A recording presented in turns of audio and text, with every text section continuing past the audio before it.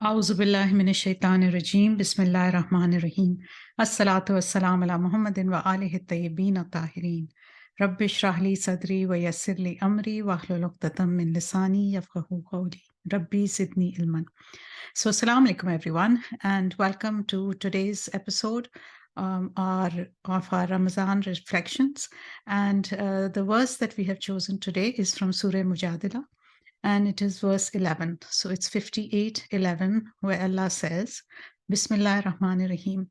O you who believe, when you are told to make room in the assemblies, spread out and make room.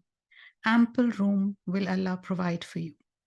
So the Arabic word that is used is fasaha, which is a verb meaning to widen or make space, or it has the connotation of expansion, and it can be translated as amplifying or expanding something, space in this case. This is an immensely practical verse from the Quran, and it talks about the etiquette and adab of sitting in gatherings. And it is so applicable these days when we meet for Ramadan gatherings. And it is simply asking us to do a very simple thing. It is directed towards the believers, and it says, move and make space for others as they join the gatherings. And when you read this, it sounds as if Allah is watching what happens, in every gathering, that people, we like to be comfortable, obviously, and we sit down. And when people come, especially if we've, made it a point to go early, get a good spot, quote unquote, and then somebody comes and we kind of, don't want to look them in the eye because we don't want to give up our comfort to make room for others. And this is exactly what the Quran is talking about. And when the Prophet ﷺ used to conduct assemblies, his followers would throng around him, and basically in their eagerness to get close to him and hear better what he had to say. Remember, this was the days before mics, right? And this meant that the weaker or the more reticent of the people may have been crowded out, inconvenienced due to the enthusiasm of the others.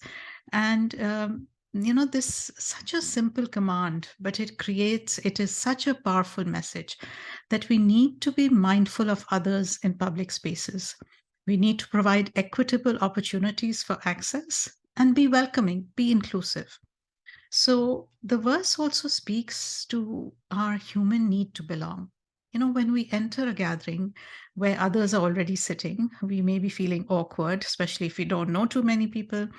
And the simple act of somebody offering us a welcoming smile, a space to sit, an indication that we will be welcome there, can make us feel so welcome, part of the group, as if we belong in the gathering. And this is what, especially when we are gathering for, for spiritual events, for majalis, for, darsas, whatever we may be gathering for. The whole point is that we need to include others. And, scholars explain that the wider meaning of this verse applies to the totality of our social life. And making room for one another implies the mutual providing of opportunities for a decent life to all, and especially to the needy or handicapped members of the community. In other words, we need to go that extra mile in order to make people have access to such gatherings and to welcome them. Sometimes we fall prey to this mentality, which leads us to believe that if we provide someone with opportunity to or access, it will be at the cost of this for ourselves. For example, if I have a really good space that I'm sitting and somebody comes and they sit next to me, it will cause me discomfort. This is mostly the reason, or we may be sitting next to our friends and we don't want somebody else kind of coming in between. And it's very surprising that when people come back from pilgrimages, whether it is for Umrah, for Ziyarat, one of the things that they always say is that people come and sit right in between us, and it's really annoying, right? And this verse really reminds us that it is his injunction that actually we have to make room for people. and that that His laws and the universe operates on a principle of abundance, not scarcity, right?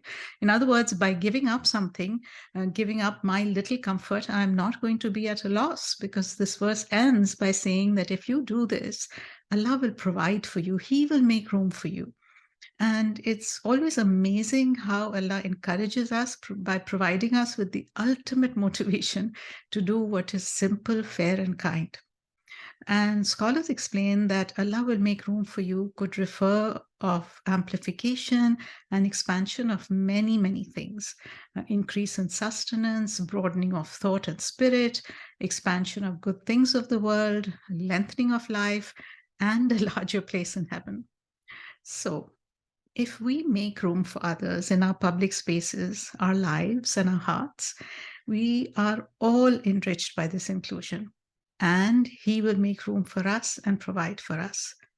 This sounds like amazing motivation to simply move over and let an acquaintance or a stranger sit next to you and welcome them with a smile. Don't you think? So, inshallah, we'll meet again tomorrow. And in the meantime, take care of yourself and salam alaikum.